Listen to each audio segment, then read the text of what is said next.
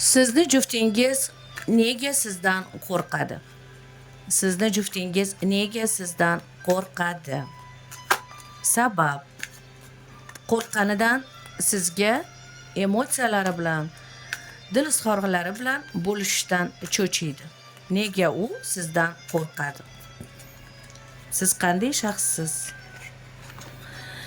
Siz hammaga baraka olib keladigan shaxssiz. Hammaga tinchlik, xotirjamlikni tilaydigan shaxssiz. Siz kimnidir duo qilsangiz, duoyingiz tez ijobat bo'ladi. Bu общий расклад, shaxsiy расклад uchun adminga Fortuna 2032 ga Telegram orqali yozasiz, kelishasiz, navbat olasiz, to'lov qilib shaxsiy расклад olishingiz mumkin. Davom etamiz. U nega sizdan cho'chiydi? Sizni xafa qilib qo'yishdan qo'rqadi. Chunki siz bebahosiz, boshqalarga o'xshamagan. U sizni xafa qilishdan va sizdan masalan dilingiz og'risa, siz unga qanaqadir hayotida o'zingiz bilmagan holda energiyangiz bilan zarba berishingiz mumkin. Ya'ni karma bo'lishi mumkin, bumerang bo'lishi mumkin.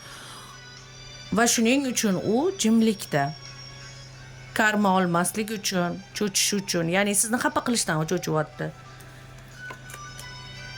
Qanaqadir siz ezoterik odamsiz yoki qanaqadir qobiliyatingiz bor, sehrli. Odamlar sizdan ko'p maslahat oladi. Odam mana siz qanaqadir ko'radigan, ko'ra oladigan, uzoqni ko'ra oladigan shaxssiz. Ba'zi birlar sizdan odami bor deb o'ylaydi, ba'zi birlar bu qo'l olganmi yoki buni qanaqadir devi bormi, juda ham oldindan sezadigan. Ba'zi birlar hatto bu keyingi kartaga qarab javob beradi. Masalan, sizga mabodo ko'z tegsa ham, ko'z tegishidan o'zingizni asraydigan shaxssiz, kuchli shaxssiz. Siz niyatlarni amalga oshirishda yordam beruvchi shaxssiz. Oila a'zolaringiz uchun sevimlisiz.